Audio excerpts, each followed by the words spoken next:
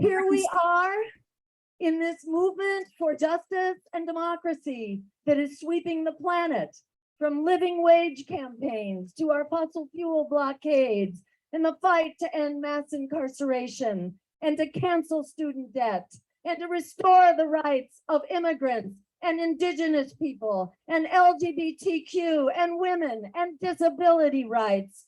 Across the globe, we are part of a movement that is rising up like we have not seen for generations, because we are facing an unprecedented crisis that demands transformational solutions and a new way forward based on democracy, justice, and human rights, and that will not come from corporate political parties funded by predatory banks, war profiteers, and fossil fuel giants.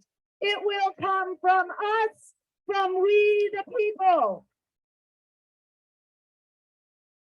Welcome everyone to Running for Change, Perspectives from Women Candidates. I'm Ann Link and I'm a co-chair of the Green Party National Women's Caucus. One of our goals is to support Green Party women candidates for electoral office, as well as internal party positions. The video clip we just watched was from Dr. Jill Stein's acceptance speech at the 2016 Green Party Presidential Nominating Convention in Houston. Our Green Party candidates have a valuable perspective and set of values that make them uniquely qualified to take on the challenges of today. This presentation will feature 5 current and former candidates. Please put your questions in the chat and we will address them at the end. I would now like to introduce Dr. Stein, who will host the workshop.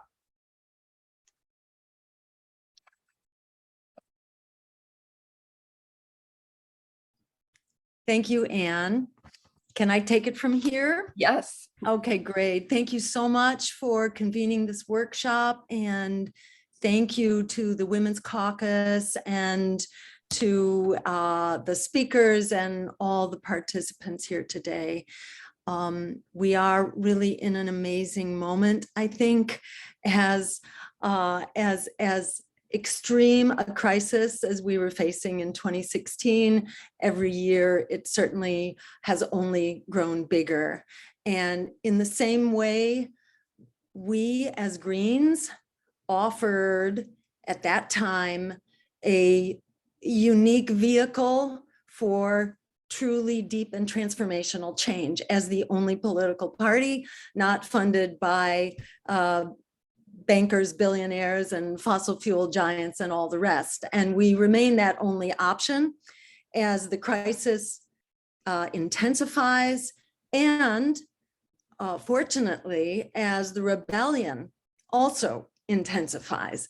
And in the same way we have an unprecedented crisis, we have an unstoppable rebellion that is taking place now.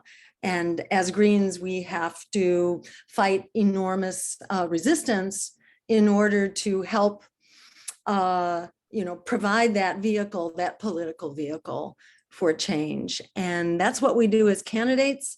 And as women candidates, what we bring to this struggle is absolutely critical. And we have here today such a wonderful panel with such a wealth of experience.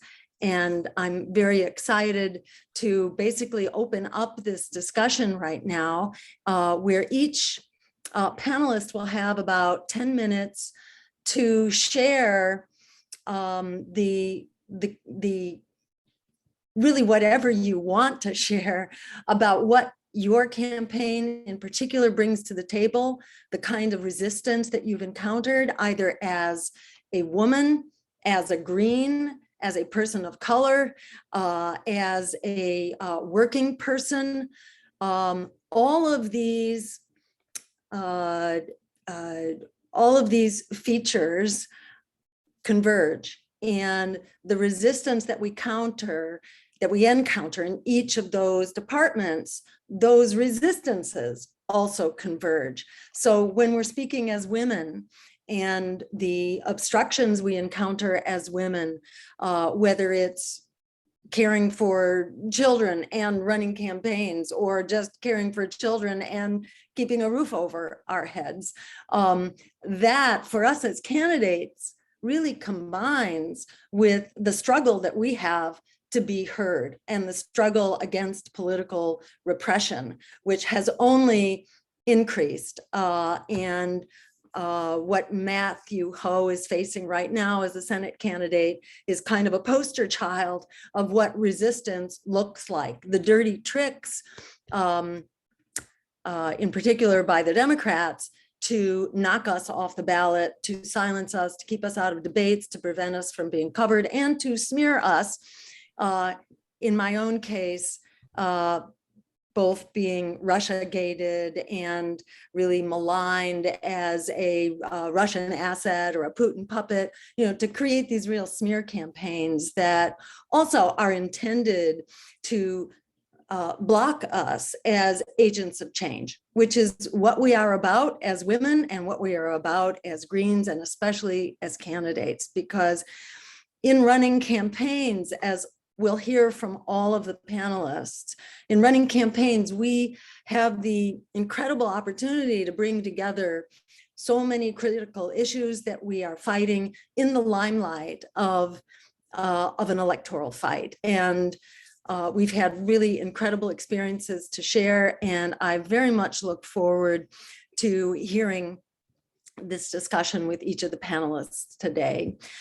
Maybe we will just go in alphabetical order here, and I'm going to introduce our first panelist, Michelle Louise Bicking, and please correct me if I'm mispronouncing anybody's name. And Michelle is a mother, a licensed clinical social worker, and a birth doula. And she is a descendant of Barbados and St. Vincent and Grenadines family origins. She's originally from Brooklyn herself. She has a bachelor's in Spanish and Latin American studies and a master's in public administration, as well as a master's in social work. And her practice includes LGBTQIA plus communities, older adults, hospice, various sorts of psychosocial disorders, including self-injury, self-harming, the struggles of new Americans, and rural mental health. So her practice covers so many of those who are really struggling in today's crisis of crushing economic, gender, and racial inequality. So Michelle has so much to bring to the electoral dialogue as a candidate. She is currently running as a Green Party candidate for governor of Connecticut. And she was previously a co-chair of the Connecticut Green Party. And I believe she was previously the Connecticut Green Party nominee, I believe in Congressional District 2, if I'm not mistaken. And you can please correct me, Michelle, if I have any of this wrong. And I'll let her tell you more, but her major issues are healthcare, universal education, and mass transit, all of which are so critical. And, there have been, just in brief, there have been such an uprising all over the world, actually, right now, of people who have been oppressed and who've been really exploited, held down, really who've been coping with American empire and the violence, the economic and military violence that all that brings. But part of the uprising that's taking place right now gets triggered around both the rising costs of food, of education, student debt, and transportation in particular. And many of the transformations that have happened just in the last several months in Latin America, in Colombia, and then in Chile over the last year or two were really triggered by struggles around transportation, which then led to massive uprisings. And there's no way that this is not coming here to the US of A. In fact, you know, it's very much already here. We saw the biggest demonstrations that that we have seen in modern history around the protests on behalf of George Floyd and his murder by police. So the uprising is here, and the experience, the life experience, and the political experience of candidates like what Michelle Bicking is bringing to the table are absolutely critical and very exciting. So let me turn it over to Michelle for about 10 minutes to just fill us in on the excitement around your campaign. Dr. Stein, I am in awe that I'm able to share this moment with you and others. Thank you so much for the wonderful introduction. I am but a humble social worker. I never considered myself someone who would be able to run for office, never mind take that step. I have worn many hats in my short time on this planet, and I am most grateful for the current one that I wear, because I believe it's an extension of my ministry of service. Connecticut has not been very welcoming to third parties, as it's commonly found among other states in this union. I actually get more rejection from people who identify as Democrat than I do Republicans here. Republicans often ignore me as if I don't even exist. And Democrats like to challenge me, especially face to face. I recall when I ran in 2008 for US representative, that I was at a campaign event where there was members of the public. It was a very low key experience. People were invited to come up to the mic, and I introduced myself just like you introduced me, Dr. Stein. I shared my background, especially, most importantly, my role as a mother, which is my guide and beacon. I also shared that I'm pansexual and I'm a member of the community that I serve, the LGBTQA Rainbow Coalition of folks. And I wasn't welcomed very well, but I took it in stride. It was something that I was totally expecting. But the reason why I share this is because one of the women came up to me and stood maybe a half an inch from my nose. She identified herself as a Democrat, dyed in the wool, blue, I imagine. And she said, after she took a long break, "Let me play devil's advocate here." And then I raised up one finger and I said, "Please don't. The devil doesn't need an advocate. He's doing well on his own." So she took a step back. I don't think she expected me to challenge her on that statement alone, but I knew where she was headed. And I wasn't going to allow this one woman to try to undermine all the work that we have done individually and as a party, because she has a perception of us as being interlopers, interrupting their progress as a party. The facts are known to many. Most people who don't vote are, either identify as themselves outside of party lines or as independents. And those people can sway any election anywhere in this country towards any direction if they so choose. And if they did know themselves as a bloc to be contended with, could make a significant impact in every election anywhere. So it's been what I refer to an uphill climb in the rain, in the dark, but I have my sights set on getting over this hill. What I've been doing here in Connecticut is making sure that people know me by face, not just by this voice, not just by the resume or my LinkedIn profile or my connections to other members of the state, but they actually sit down and have a cup of coffee with me. Do you want me to meet you at your home, on your doorstep? Do you want me to meet you at your place of work? Do you want me to meet you at your place of prayer? Let me know, I'll be there. My work as a social worker demands that I be present and available to everyone. My role as governor demands the same. So I look forward to being able to gauge people and talk about conversations that they have more often left to those private family gatherings or, alone in their own home, trying to figure out exactly what to do, how to balance, their life, their personal life and their private life, how to make sure that their children are fed and schooled appropriately. As Dr. Stein mentioned earlier, my three major priorities are universal education, universal healthcare, as well as mass transit. I don't expect in terms of the mass transit for Connecticut to be another New York or another Boston. I expect Connecticut to be Connecticut. We have a profound rural presence in the state that is highly disenfranchised because they have nowhere to go. They cannot get out of the areas where they are and are highly dependent on vehicle transportation. We have urban centers that are closed off and that are not getting nearly as much support, physical, emotionally, systematically, or otherwise, because of the lack of transportation. We have children in schools that have no books, teachers that are not prepared for the multiplicity of issues that are facing their children because their home life is in shambles. So I firmly believe in the strength of the Connecticut people. I think that's what makes this state great, not the facade of progressivism or the fact that we tend to trend in the direction of being more forthright about human rights and social rights and restorative justice needs, but because the people make it great.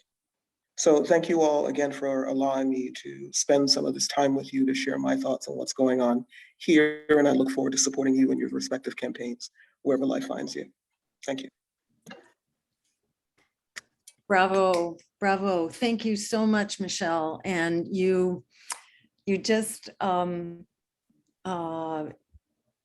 bring to this moment here, I think, the very deep richness that Greens can offer, and especially Green women and Green women of color whose lived experience is so desperately needed, and your words are so desperately needed in our political dialogue. And I just want to remind, or I guess share with you and everybody what I have learned over my decades of running for office, which began in the year 2000 when I was recruited to run for governor of Massachusetts. It was the 2002 election, but we started early. So, I think of like the millennium as kind of where my political life began. And I learned early and often. I've run for office, I don't know how many times I've lost count. It's like I'm almost always running for office unless there's something else like a lawsuit that I'm dealing with right now going on. But what I learned with really great pain was that we have to define the victory. Don't let the political pundits or the conventional parties define what the victory is. The victory is ensuring that what you have just said gets heard as much as possible, that we take what we're given and we do the best we possibly can. And you never know when history is going to tip in an unexpected way and your voice is going to be propelled. But it is a victory to simply be doing what you're doing. And I feel like for us to share what we learn in the course of our races is so important, because these lessons are very difficult. And it's really important that we help sustain each other in this fight. And I want to send that to you, that, to remind you that what you're bringing here is so utterly critical and wonderful. And I'm really grateful that you're doing what you're doing and that you are part of this political movement. We are a political movement, and our role here is absolutely critical. And I really hope we have the staying power that we need, because nobody else is going to do this. Political parties are usually wiped out. If you're not a corporate party, you have a lifespan of about 10 years. The Citizens Party, the socialist parties have largely been wiped out as national parties. They exist in various places, but they're not a national party. Peace and Freedom Party, had a national presence for about 10 or 15 years, and then they've been beaten back now to basically just one or two states, I think. So, what we're bringing to the table right now, we are the exception here. We are the exception. We are strong. We are maligned as weak and irrelevant, but it's actually the opposite. We are extremely strong. We are survivors, and we're not going away, because our green perspective of people, planet, and peace makes it clear to us that there is no other place to go. This is it. So at any rate, I'm really grateful to you for being here and doing what you're doing. Thank you so much. Moving down alphabetically, now we have another absolute treasure for the Green Party. And I'm talking about Robin Harris, who is a social justice activist, a writer, a poet, a public speaker, a history enthusiast. She's a Texas native, though now she lives in Florida, where she is very active in a variety of social fights. She has spoken at innumerable press conferences and rallies, and is a huge supporter of community events. Robin has also done her time with civil disobedience, which is no simple matter in today's world where it becomes increasingly dangerous.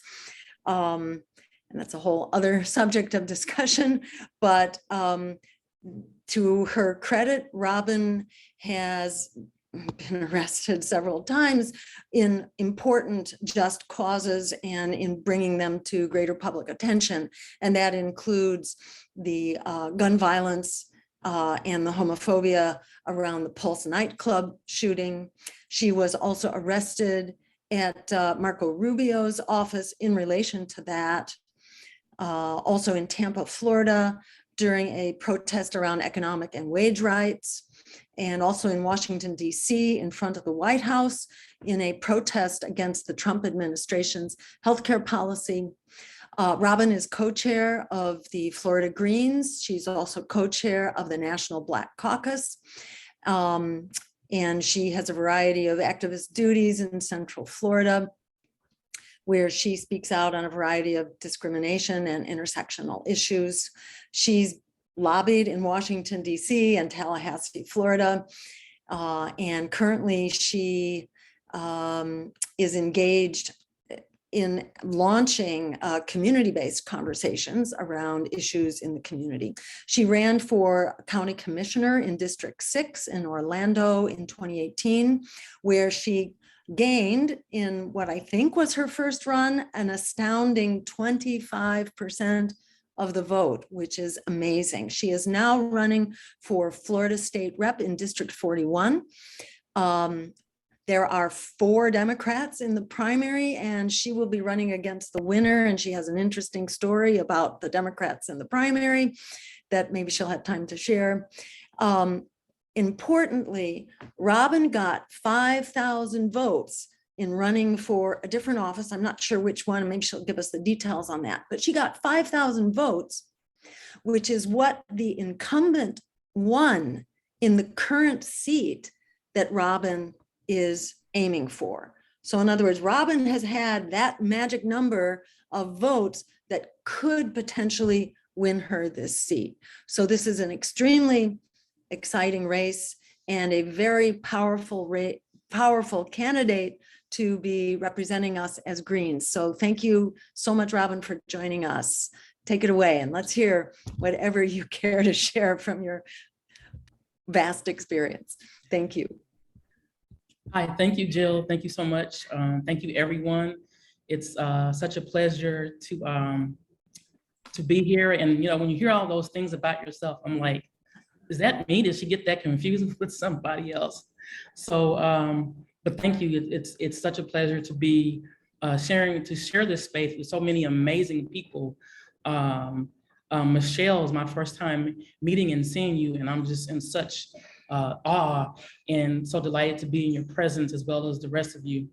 And there's so much to say. I don't even know where to start, except for this is an unusual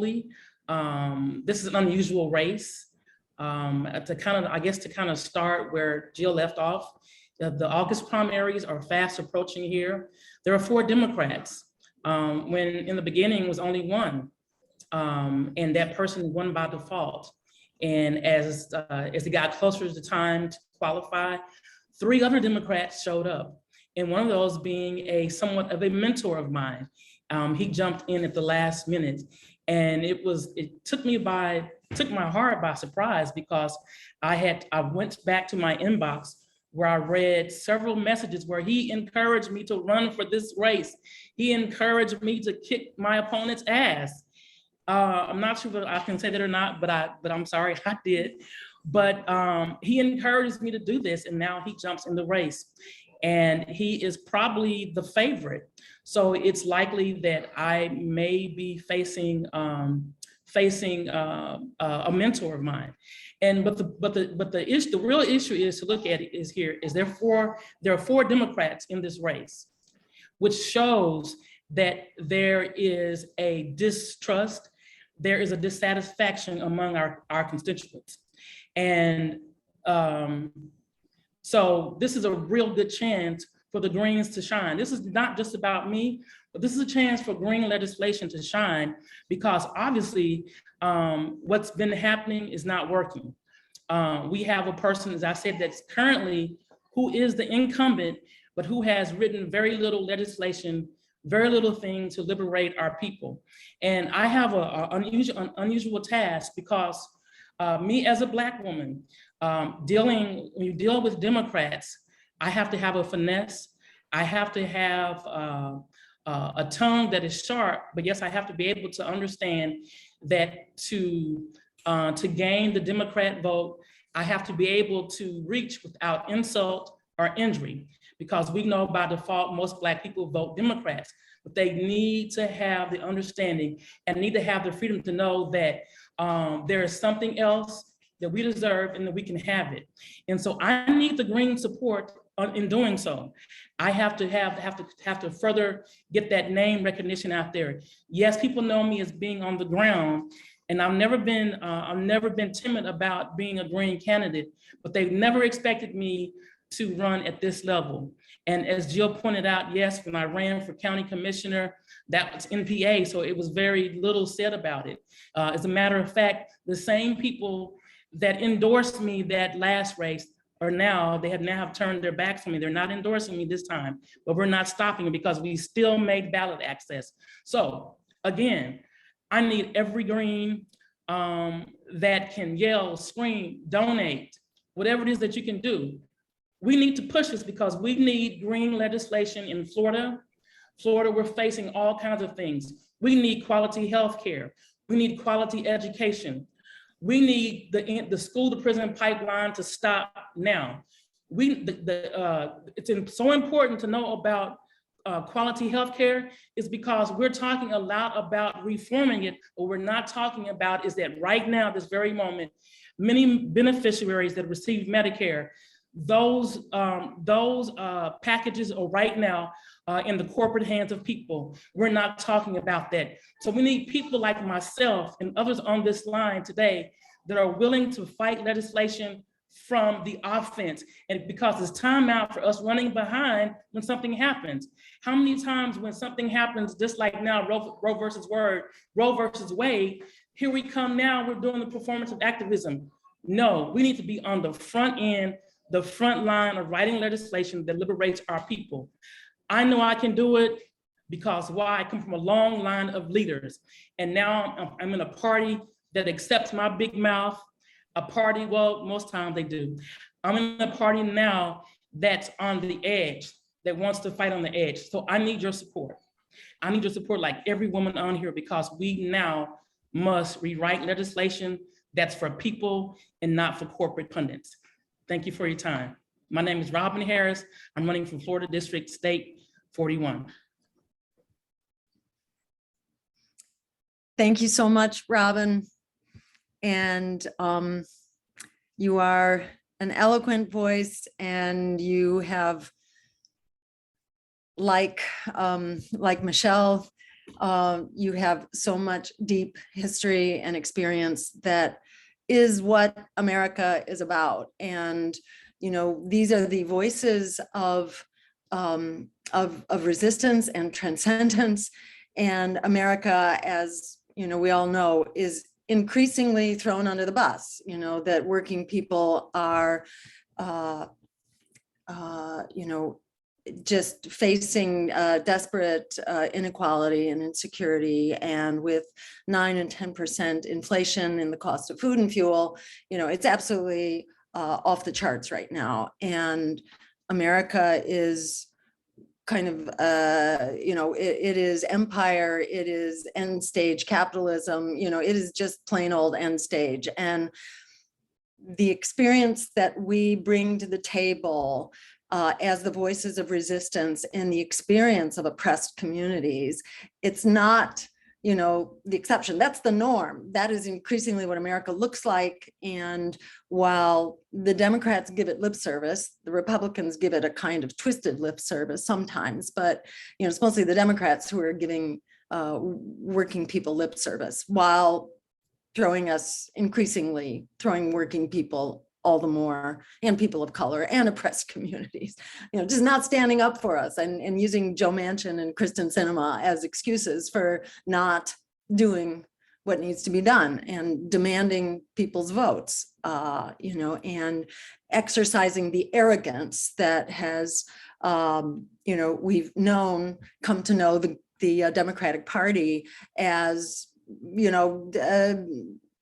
espousing. It is the voice of arrogance, vote for me. I'm not going to do squat for you, but just vote for me because I'm self-declared as important and better than the other options. It's just, fortunately, more and more people are growing tired of that. And even while the political establishment and the candidates that we face may be very self-confident and very well-funded, it's important, to remember they do not represent most voters or potential voters. So it's all about, continuing to hone that message and continuing to get it out, and all of us providing support, financial, phone banking. There's all kinds of things we can do, even from afar, to help our really invaluable voices be heard in these elections and continue to build our base. And I especially, want to thank people who are running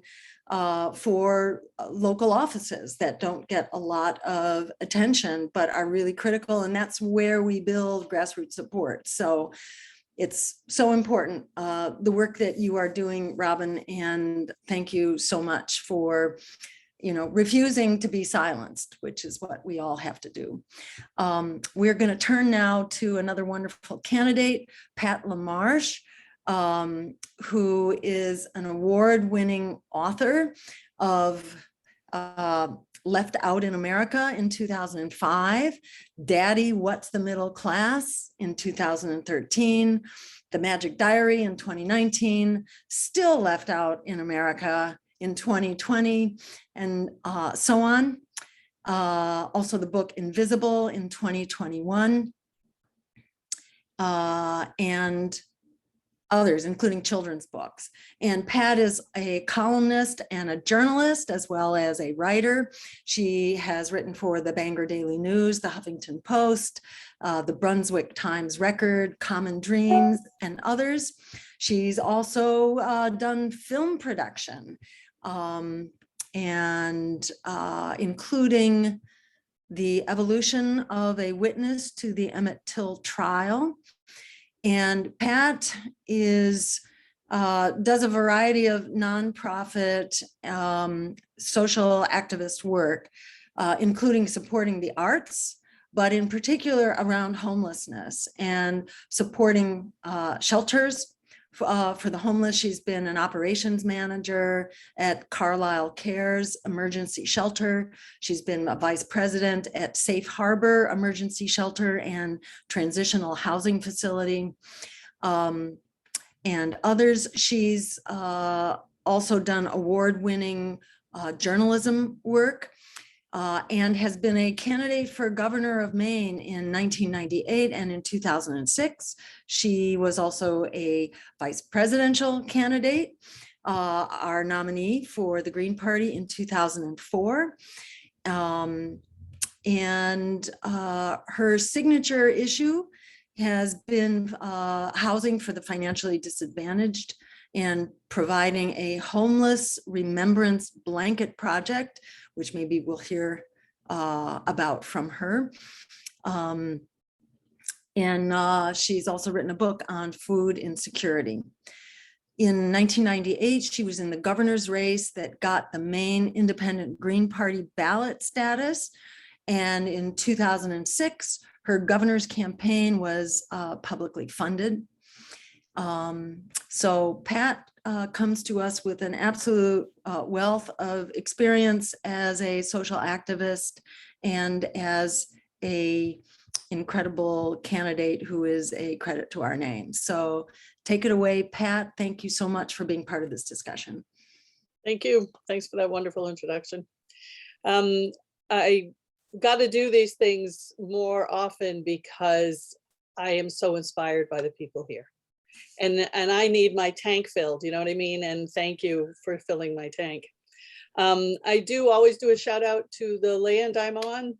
That was Lenape, Shawnee, and Nanticoke peoples. I'm also in the town that was the Carlisle Industrial Indian School, a concentration camp for children of Native American descent.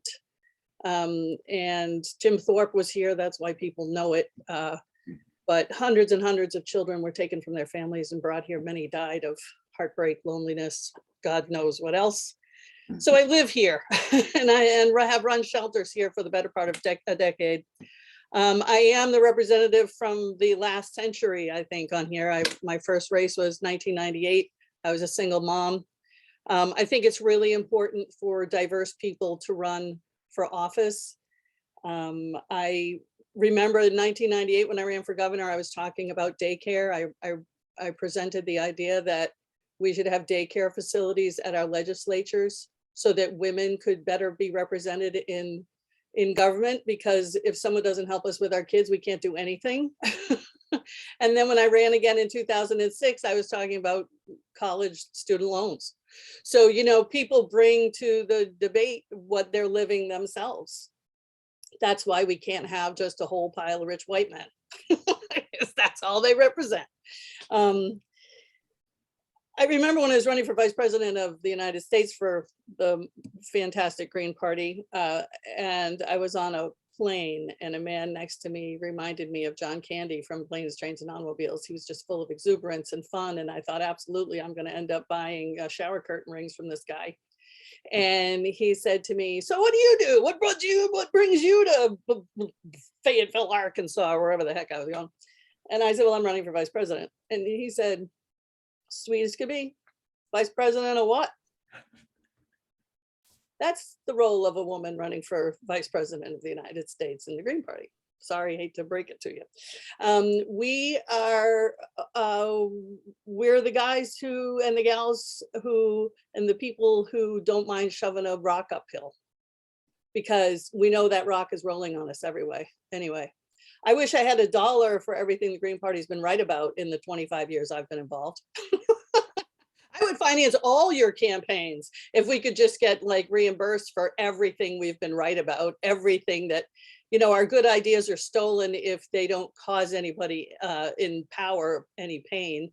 I do really quickly want to tell you about the Green Independent Party in Maine. I'm going to try. I have my timer set because I talk too much, and you know, you can throw potatoes at the screen if I get over it. But when I ran for governor the first time, it was 1998, and I was a radio and television personality, so I wasn't afraid of a microphone. I had famously quit the Democratic Party when Bill Clinton took 211,000 kids off Social Security, a pox upon his name. As a radio personality, people knew this. Some folks approached my house one night from the Sierra Club and other organizations and said, we need you to run for governor as Green. I don't know if you know this, but the Green Party started in Maine, basically. So I thought, boy, these people are nuts. But the more I thought about it, the more I thought, no, this is really important. We had just lost ballot status. A wonderful man named Jonathan Carter had gotten the Green Party ballot status in Maine. Then Ralph Nader ran in '96. We did not get 5% of the vote, which was the threshold in the Nader campaign. The law in Maine said you must get 5% of the vote in the gubernatorial race or the presidential race in order to have a party. The legislature ruled that it or meant and took away our party status. So the Republicans and the Democrats got together and said, no, or means and. You didn't keep it for Nader, so we're taking away your ballot status. I'm getting in the weeds, but it won't take long, I promise. So they took away the Green Party's ballot status. We took them to court. When we went to court, the judge said, no, I guess or means and. And to invoke Bill Clinton's name one more time, that's why he was able to say it all depends on what is means, because in legalese sometimes is doesn't mean is or doesn't mean or. So we lost status, and I had to run as an unenrolled candidate in the state that founded the Green Party. When I started running, I mean, we spent $20,000. I was on CNN the night of the election because I had the cheapest votes in the country. We paid like 17 cents a vote. We got tens of thousands, I forget, 60,000 votes with $20,000. And so the legislature convened and said, well, if she gets enough votes, which I way surpassed the threshold of 5%, she's going to start the Green Party again. So the legislature got together and said, you can't use a name that's been used in the last 4 years. So they literally made it impossible for us to start the Green Party again. I had to pick a new name. And one of my heroes was my campaign manager, John Rensenbrink, who was one of the founders of the Green Party. And so that's where Green Independent comes from in Maine. It doesn't come from, oh, we're going to trick a bunch of people into thinking we're unenrolled or independents. It doesn't come from, oh, this is a massive strategy on our part to be bamboozling anyone. No, it comes on the part of the corporate parties that decided we could not exist. They would do everything to stop us from existing. And when enough people groundswelled behind another candidate, a single mom, to get enough votes to make the Green Party, they denied us our name. You can't make this stuff up. How am I doing time? All right. So talking about bringing our experience to the thing, to the campaigns, I love the two speakers who have already spoken. I love the fact that they are bringing their whole person to the campaign. And I did that 97% of the time. I didn't do it 100% of the time. And about 5 years ago, I wrote about it for Common Dreams because I never talked about the abortion I had when I was 40. And I should have. I brought 97% of Pat LaMarche, but I kept the 3% with the two teenage kids, middle school age kids, who I wasn't going to tell about the abortion, so I wasn't going to tell my campaign about it. And I didn't talk about it. And now look, there are people all across this country who've lost that right. People, not just women, people who have lost autonomy over their bodies. And when people lose it, even if the rule doesn't apply to you, because God love you, I'd be hard pressed to get one now. I'm 61 years old. But it's still a right that's been robbed of me because I'm a people too, and people should not lose their rights. So yeah, I should have done that. And if I can, I don't want to encourage anyone to put themselves in danger or to put themselves on a line in a way that they are not comfortable with. And I got to tell you, I would not have been comfortable with it. But I have spent 35 years in the public eye, and I didn't talk about abortion personally until 5 years ago when the writing was so damn blatant against the wall. My kids were grown up and I could tell them without feeling like, I don't know what I felt like. I don't even remember what I felt like. It's in Common Dreams. But I just think that it's so important that we make sure, and then that we hold each other up when we do it.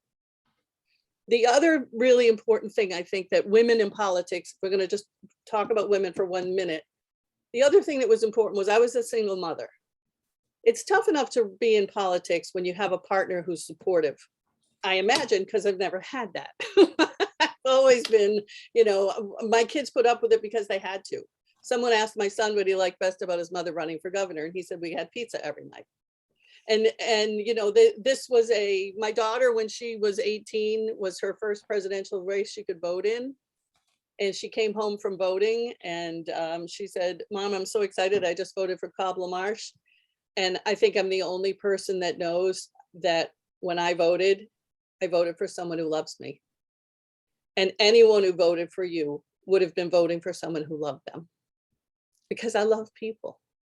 That's why we're Greens. Not just because we love the planet or we love social justice, but because we love the people that are encompassed by it. But when we talk about women being candidates, we don't often enough talk about the lack of support women have as candidates. And I'm sure that those of, it's been a long time since I ran, 2006 is a long time ago. But when in the middle of my 1998 race, my mother, who was my kid's other parent, my mother was there after school and stuff. I declared in February, and in May, my mother died suddenly. Mm. And she had been there for my kids when I was speaking at Rotary. She had been there for my kids when I was knocking door to door. She had been there for my kids when I was trying to write something and keep working while I was running. And then she was gone. And it took about 5 days. It feels like it took about 5 days. But then this tide rushed in of green women. I had women at my house at 6:45 to babysit my kids and to get them off to school so I could go to a breakfast Rotary. I had this rush of women, some of them I barely knew, who became my family. And words like love and family, they're not used often for politics until you get to the Green Party. And I'm an old has-been washed up person. I am doing this thing called the Memorial Blanket Project. We will be putting hopefully 1,000 blankets down on the west lawn of the Capitol on December 21st, the longest night of the year, Homeless Remembrance Night, when we remember not only the people who live on the street, but the people who die on the street. Every blanket's handmade. We're asking people to make the blankets. We've got donations from the Lutheran Church and other groups to get those blankets to DC. So we will finance getting them to DC. If you know folks who like to knit, if they're like me, they will just knit nothing. And people will say, please stop with the mittens. I don't need any more of your knitted things. They're looking for projects. We got a project for them. And then the very next day, unlike the AIDS blanket, which was a wonderful art installation that changed the world, our blankets will be distributed to people in need the very next day. Memorialblanket.org. I think I'm done. Thank you, Jill. Thank you all. Thank you, Pat. Thank you so much. Nonstop inspiration, as always. What can I say? I'm realizing that I have to be strict in moving us along to be sure that we have some time for input from our webinar participants. So I won't say all the things that I would love to say in response to what you said, Pat, but you continue to be a fountain of wisdom and experience and inspiration. And thank you so much. I remember when I was tricked into running for governor in 2002, you were just very much a presence, and what you were doing in the Maine Green Party or Maine Independent Green Party, whatever it was called at that time, you know, was really an inspiration and has been to all of us. So thank you so very much. I'm going to rush on now in the interest of time, but I just want to, you know, encourage everybody to support these candidates and support the party and support Pat's blanket and homeless relief project.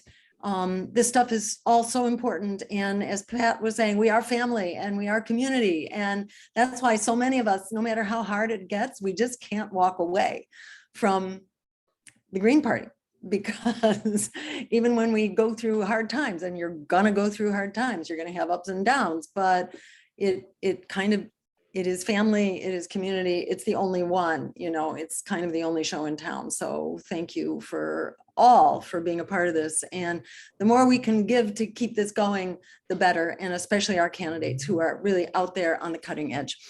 So one of us Greens who's been out there on the cutting edge for a very long time and also comes to this with a wealth of experience is Gloria Matira, who I have had the pleasure of working with as an assistant campaign manager, and really, I think, an essential part of every campaign that I have run over the last decade.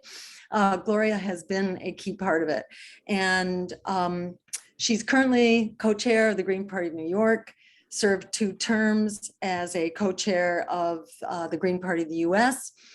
She's been advisor to many Green Party presidential campaigns. She has been a Green Party candidate in 4 elections. She ran first for New York City Council. in 2001. And at that time, she was an independent socialist who sought and received the Green Party ballot line. And Gloria is one of those persons who has been forging this independent left alliance for a long time, partly because she came from another left party, or perhaps a couple of them, and wound her way to the Green Party because it had what the others didn't have, but it also had more.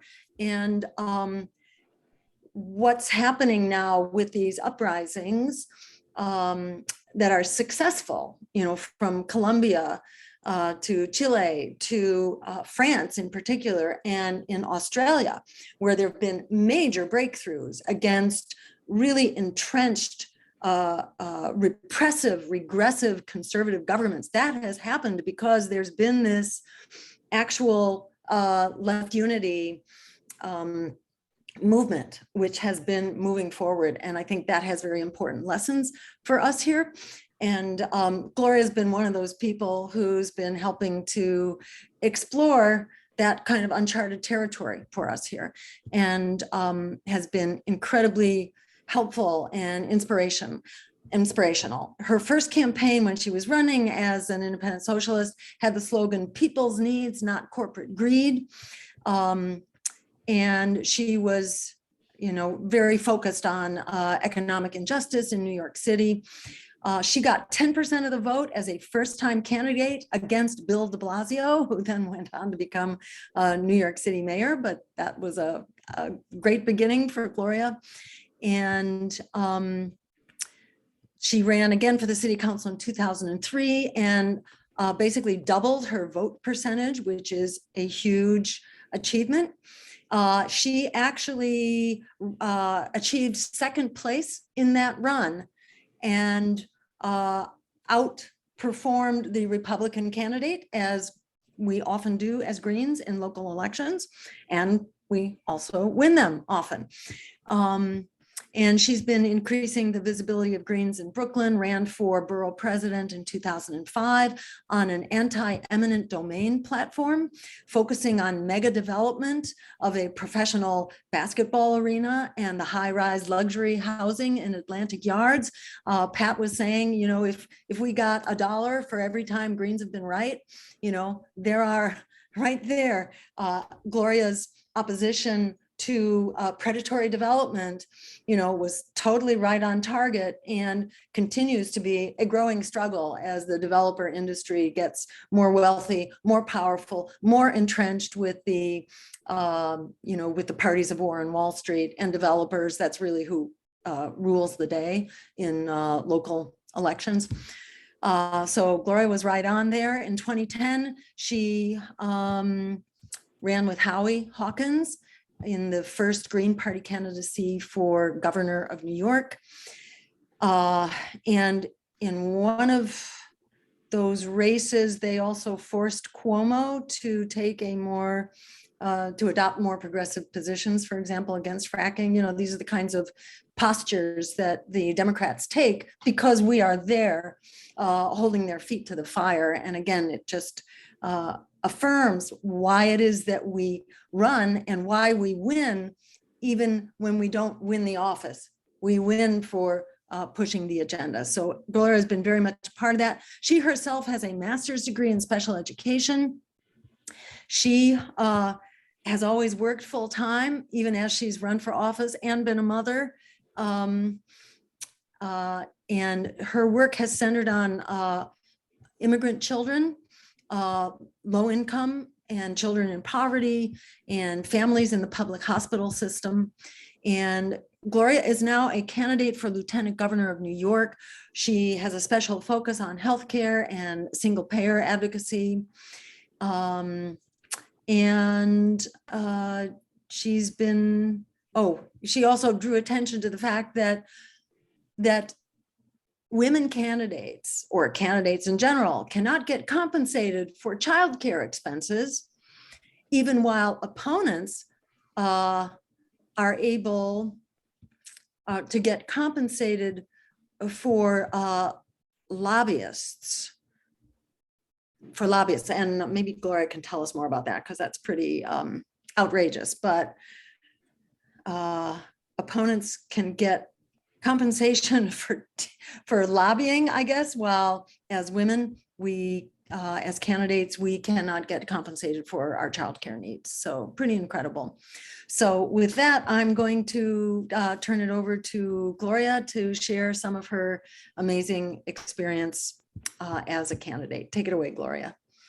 Jill, and I will time myself. And I on my Thank you. So thanks everyone, and just some quick observations, because you get to do that when some of my great sisters before me got to speak. And so we can talk about the challenges, which I will say soon, about as being a woman as a candidate, and then other people have just brought that up. So one of the advantages I see, at least in this panel, Jill, Pat, Michelle, myself, okay, so we are in the helping professions. We are in the human services. I don't think that that's, kind of a coincidence when Pat says I think she said we have to kind of talk about the issues and work on the issues that we are living ourselves. And so we are not corporate lawyers, right? We are not professional politicians. And even though my first candidate debate back in, yes, and I'm in the Dinosaur Club, Pat, I ran in 2001 was my first time. So my son was not quite 2 when I started the campaign. He was breastfeeding, I was working. And so in New York City, they have campaign finance matching funds. And you have to meet that criteria. And we worked very hard, both in both city council races and in my borough president race, to make those matching funds, which gave us at least some cushion of money to open an office, to hire staff, to have some advertising. Of course, it's never like the other candidates who are taking corporate donations. But at that time, I could not use my campaign finance funds, any of my funds, for childcare. But as Jill mentioned, you can pay lobbyists, you could pay consultants, you can do all those things, but you could not pay someone with experience a decent hourly wage to take care of your child while you were campaigning. At that time, I was lucky. My child's father was very involved in my campaign and he took care of them, but also I had a community of Greens, similar to what Pat talked about. And there were Greens who came and either had my son at the event or stayed with him at home so we can do things. But also during that campaign was interesting because I was the only woman running. I was the only Green independent candidate running. There were 6 Democrats. They were all male. They were all white. They all wore gray suits. They were all worked in corporate America or had been politicians, on a lower level or district leaders. And so in some ways I stood out and that was fine. And I was going to use that a little bit in doing that, and did kind of point and say, here you have a cookie cutter, panel of guys who want your vote. And if you look at almost every district, we did some of that work to say, and that's what's going on in almost every district. In this district, you can elect a working mother who works in public health and really is involved in the community. And during that debate, and which was interesting, is in the back of the room is my son in the arms of his father. And he also was pretty well known in, kind of local and labor world. And somebody of note in another party, I won't mention, went over and said, "Oh, who's she? She's pretty hot." That was what came out of what I thought was a pretty fiery and a pretty, kind of on point speech that I made at that event. And luckily, the local paper said that I basically blew everybody away. I was a standout. And so that made me feel a little bit better. But I think that these are the things that we're up against. And I want to comment that we're not immune to that, both as Green Party members or as women, right? And maybe particularly white women, right? Because we are brought up and our whole system is about being in a white, patriarchal, white supremacy society, right? So I remember when Hillary Clinton was running, she was always our enemy. She ran for Senate in New York. We were constantly protesting her. But when she was running for president, I found myself saying, "Oh, I can't stand listening to her. She's so shrill," or I started focusing on her characteristics on how she looked, how she sounded, when there are so many things politically wrong with Hillary Clinton. I had to stop myself. And these are the kinds of things I think that are important for us to have conversations in our party, where we need to lift up our women candidates and, you know, more diverse candidates, because we're not immune to that. I am often the only female leader at some of Green Party events. So I think there's work to do in the party, and maybe that kind of work in the party will continue to get more women candidates to be running and give them more attention. And in my, you know, final time, I want to talk a little bit about, since I have worked in public health for over 30 years, I have certainly seen the disparities in healthcare. It became even worse during the COVID epidemic in communities that never got real services in public and preventative health, but certainly not during that. It was really very unequal. And so I think that's always been one of my primary concerns and one of the issues that I have run on. Jill mentioned some of the issues I ran in my previous campaigns. I want to fast forward to 2022, where I am again Lieutenant Governor candidate with Howie Hawkins. We got the ballot line in 2010. We had it for 12 years, and we do not have it anymore because the former disgraced governor of New York put a law in his budget that basically made our ballot status null and void, that we had to get a much higher level of votes during the presidential election, which we've never had. And then to get back on the ballot in New York, you have to petition. In the old days, it was getting 15,000 signatures. Many of us know even that's hard out in the street. This time it was 45,000. And so we missed that mark. We are in court. We don't know what's going to happen about that. But, you know, Howie and I still consider ourselves candidates.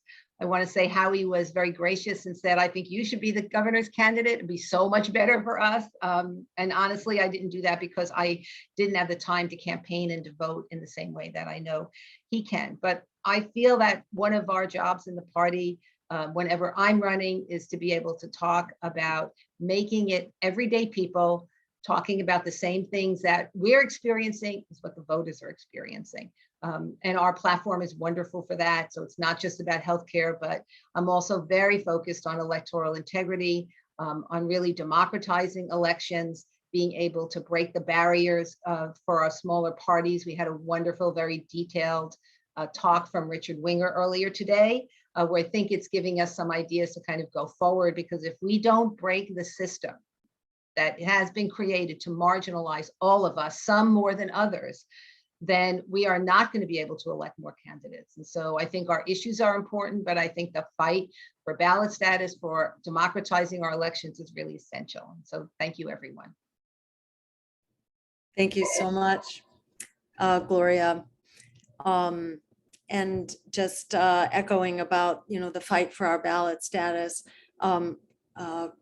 Related to that, you know, I'm in a court case right now against the FEC, which was initially sort of in my defense, because the FEC was demanding that I repay them matching funds. 6 years later, they said, oh, now give it back to us, you know, that I personally am supposed to repay them almost $200,000 in matching funds. And we, you know, together with two really wonderful lawyers, we've been like pondering this case for about 2 years, really.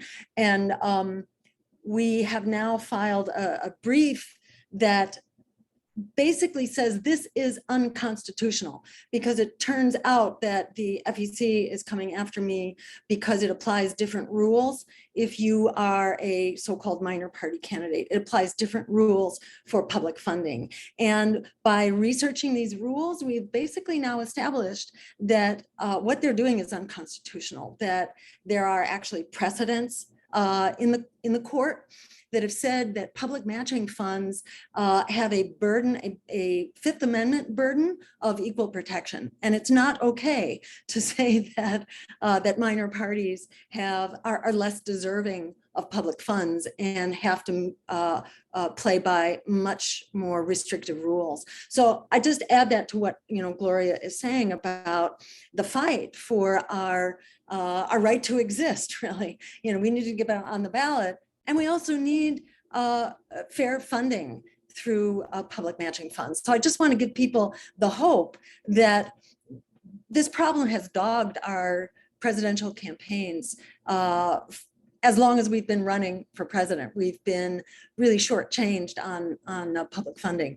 And we now have a very specific a pushback against that. And we are in court to basically fight for our equal right to the funding. The funding for what? It's basically the funding so that we can then get on the ballot, because if we can get on the ballot, you know, in the presidential race, it enables our candidates at all levels. So that's just, you know, a little piece of good news that the struggle is going well. And our attorneys, in fact, are very excited as we've made these discoveries about how to continue this fight. So again, just for you to know that the fight is going on, and it is an existential fight, as Gloria is saying. We need to be on the ballot, and it's not just we that need to be on the ballot. Voters are demanding that they have more than candidates funded by the parties of war and Wall Street. And I won't take the time to go into the polls, but it is very clear, not only do we have a record number of people who are clamoring for a third party, something outside of the Democrats and the Republicans, but also both Democrats and Republicans are very much underwater in their public opinion polls. Their disapproval is way higher than their approval rates. This is unprecedented. At the same time that polling also shows that faith and confidence in the status quo of our political institutions and our governmental institutions are also at an all-time low. So this is a really, you know, this is it's just a heaven-sent moment for us as a party of transformational change. People are begging for that change. So it's a really great time for us to be heard. And I'm going to quickly introduce Laura Wells now as our last speaker and encourage people to submit questions. I'm not sure we're going to have time, maybe a few minutes to address questions, but you can submit them through the chat. So I'm going to abbreviate this to give Laura her full time here. But Laura was born and raised in Michigan. She had a master's in education. Initially, she went to work in the world of finance and computer programming.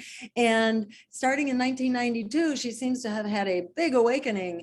And she changed course from working with the finance industry to working with nonprofits, community-based, and women's economic agenda, really doing wonderful work with schools and labor unions and government.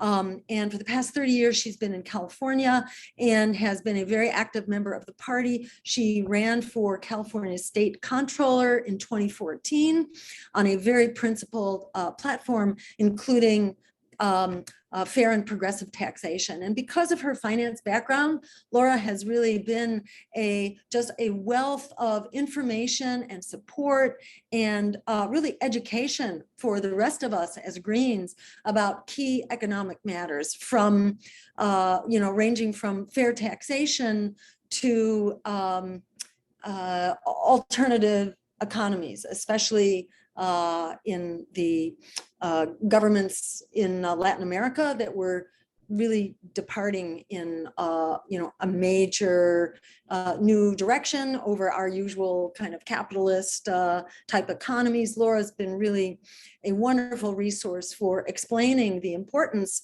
of this alternative economics, which is where most of the world actually is going right now. So it's really important for us to understand that and be a part of it and support it. Laura has run many races. I'm not going to go through them right now. Currently, she is on the Left Unity slate with the Peace and Freedom Party. And I'll just mention that they tripled their votes, both as Greens and as Peace and Freedom. Working in a Left Unity coalition, it's a great thing. It's not something that's competing with us as Greens. It's massively expanding our audience and really our credibility. So Laura is a part of that and so much more in pushing the envelope for People, Planet, and Peace. So take it away, Laura. Go ahead. Okay, well, that's the main thing that I wanted to talk about is the Left Unity slate that we did in California. But first, I want to say I have a blog, and I wrote something after I ran against Barbara Lee as a Congress, and I call this running against Barbara Lee, 13 surprises in a challenging campaign. And there's some information in there about how that was and how eye-opening it was to me that the most progressive people in the country are the ones that keep our expectations very, very low. But the Left Unity Slate is what we did in 2022, and we took the two most progressive political parties in California, and there are 6 parties, the Ds and Rs, as well as the Libertarian and the American Independent Party. And people have always been saying, why don't you all run together and then you'll be stronger? Well, we're not going to run with the party that was started by George Wallace in order to fight integration and keep segregation in place. That's the American Independent Party. The Libertarians wouldn't have much support if they didn't have the billionaires' support. You know, there's some things that we agree with them about, but they believe that you should use your private property and your private resources any which way you want to. But so we ran that, and as Jill already said, that we did increase our votes individually and overall. So we had Peace and Freedom and Green Party running. Our values are very close. And we need to get, one of the requirements to stay ballot qualified is to get either a certain level of registrations, which we have, but it goes up and down with Bernie Sanders runs, or 2% in the statewide race. And we got, I got 3.8%, and other people got higher than we would have otherwise. So that cooperative collaboration. And one more thing I'll say about that is that people really liked that. I loved telling people about it. People loved to hear it. And grassroots endorsing organizations endorsed us at a level that they have never done before. And I'm sure that that was an inspiration because of the Left Unity Slate. And so they either endorsed the whole slate and sent it out to hundreds of thousands of people, if not millions, and or some of us, even the San Francisco Bernie-crats endorsed a couple of us, me and another person.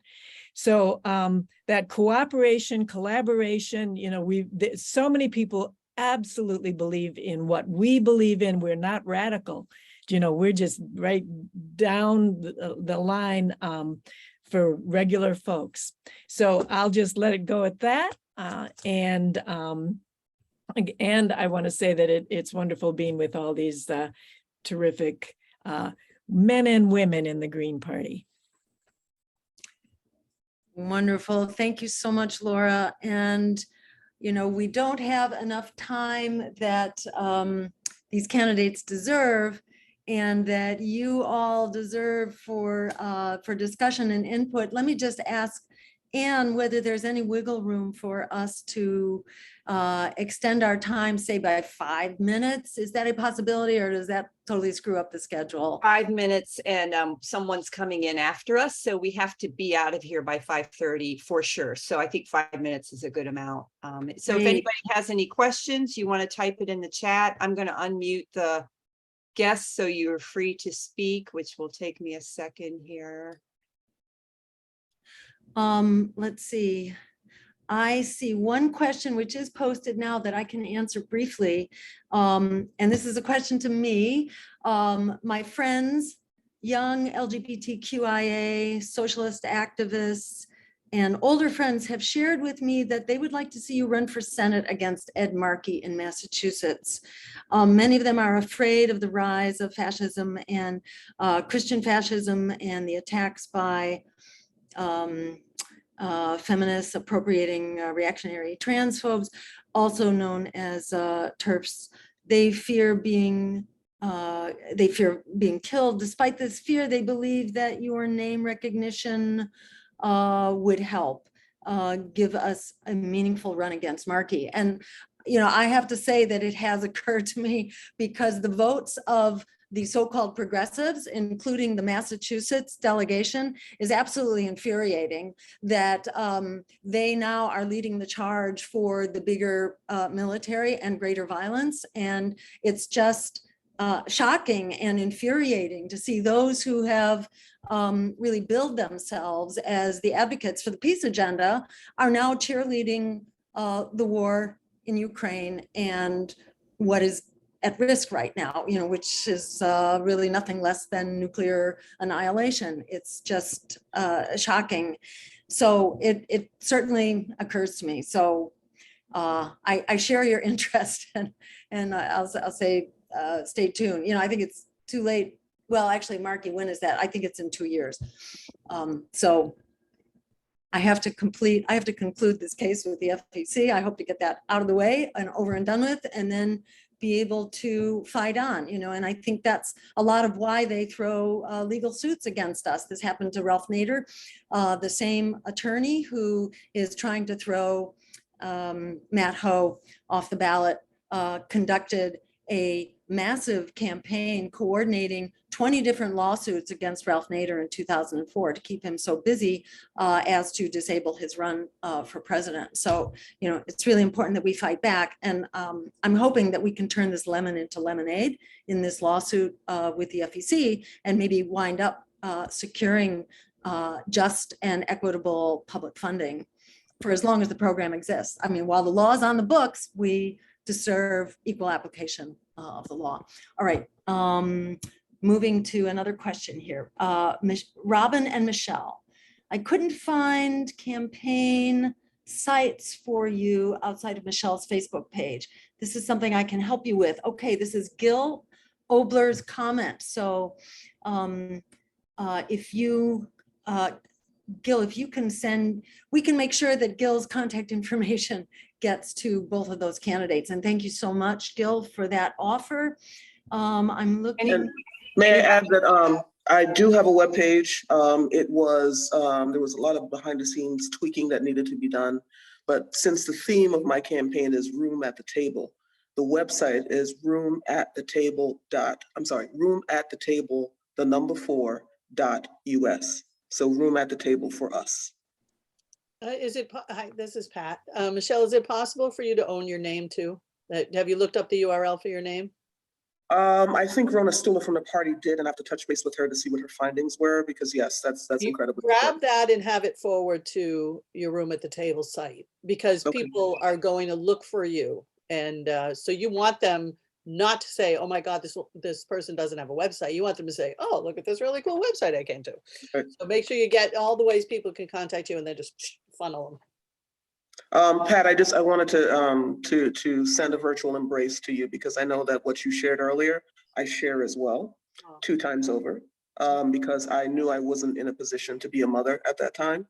So I want you to know that you were brave for what you chose to do for yourself and your family. And I have the utmost respect for you that you were able to share that with us. So thank you so much for doing that. Thank you. My children would have suffered, and the ones I had. But I love this whole thing. I mean, really, I'm just so grateful to be here. I'm grateful to meet you. I'm about 4 hours away, but if I can pop up there and do some door knocking for you, any way I can help for anybody that, Girl, you have a house to stay at and a table to eat at. Come anytime you're ready. Fantastic. Anne here, I'm going to step in. This concludes our presentation, and I want to thank our host and our guests, and also to our viewers for attending. For more information about the Green Party National Women's Caucus, visit nwc.gpus.org. Thank you. Thanks, everybody. Bye. Thank you. Bye. Thank you.